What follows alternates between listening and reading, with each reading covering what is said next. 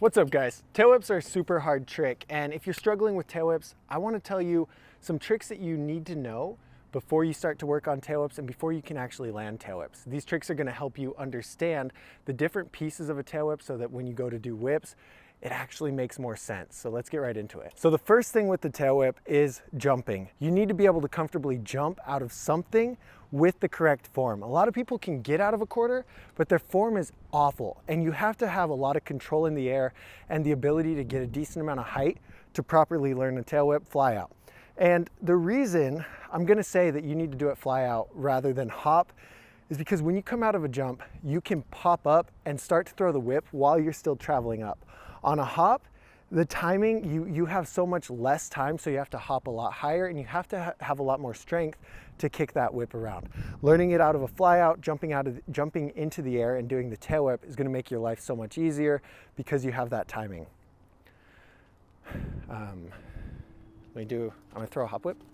Just stand there. Whoa. So look how much faster that whip is than this one.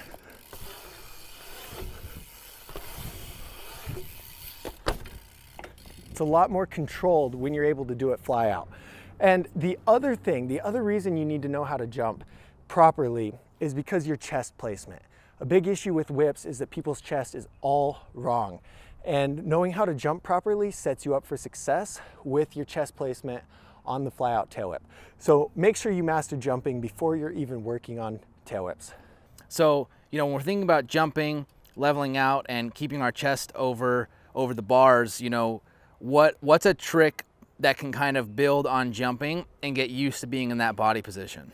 Yeah, so if you can jump out, fly out properly, and your form's good on jumping, it's kind of a bad idea to just throw the whip right away because naturally your weight is going to be in an I'd call it a safe position. Like you're going to be leaning back so that you don't get hurt, and this is a way to not commit to it.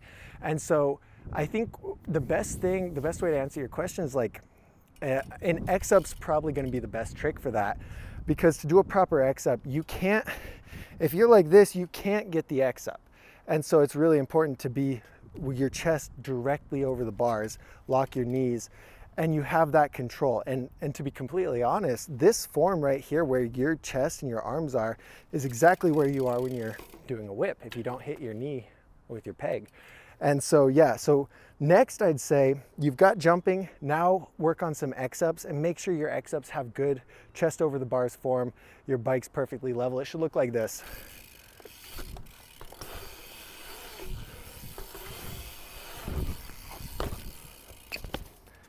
And you see how my chest was leaning right over the bars. And by learning that and mastering that, your chest is gonna be comfortably over the bars when you're doing the tail whip. It's pretty similar. So learn jumping, learn the X-up, and then next, you're gonna wanna do a foot variation. One of the most uncomfortable things about the tail whip is trying to figure out what to do with this when the tail whip comes around. You're gonna land over here, you're gonna land over here. And when you do a foot variation trick, you're training your feet to go onto the pedals. And this is I'd say one of the third steps of the last trick that you should work on before you start doing tail whips is a foot variation. This could be a no-footed can, a no-footer, I don't know, one-footer probably. One-footer to lead into no-footers, but mostly the no-footer. And again, on this, if you're doing the no-footer example, chest over the bars, feet come off, and the tail whip, again, the tail whip isn't happening here. It's just teaching your feet that when your bike is right here, where the pedals are. And so that you can just place it back on once that tail whip comes around. So this is what you want that to look like.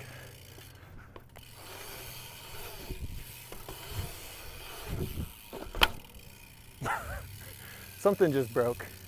So you need to be able to just lift your feet off, or should you actually be pretty confident in doing a solid no-footer? I'd say a solid no-footer because when you're doing the tail whip, you're coming out in the air and your feet are gonna be essentially off the bike in a certain position while that whip comes around. So just doing a no-footer where your feet come off and go back really quick isn't gonna be the same amount of time that your feet are off while you're actually doing the tail whip. So if you can do a nice proper no footer that stays extended and that comes right back onto the pedals, that's going to help you out a lot more for sure. All right, so I can do those 3 tricks. I'm pretty confident, you know, in my jumping, my X-ups, my body position in the air. I'm good at taking my feet off. I can do no-foot cans and everything, even a Superman. I'm pretty ready to learn a tail whip. How do I go about like mastering a tail whip? Well, there's a certain framework that you need to follow in order to understand the tail whip, give it some attempts, look at different attempts and analyze it, find what you're doing wrong. Because like I said earlier, your hands need to be doing something, your feet are doing something, your body, your chest, there's a million different aspects of the tail whip and everything needs to be working together. So you need to have something to analyze, to compare to make sure that that tail whip's coming around right. You need to have someone help you find the holes in the tail whip, what's going wrong. Maybe you can find them yourself. And then you need to reapply those changes and keep attempting it and just follow that framework, which is actually our bike school framework.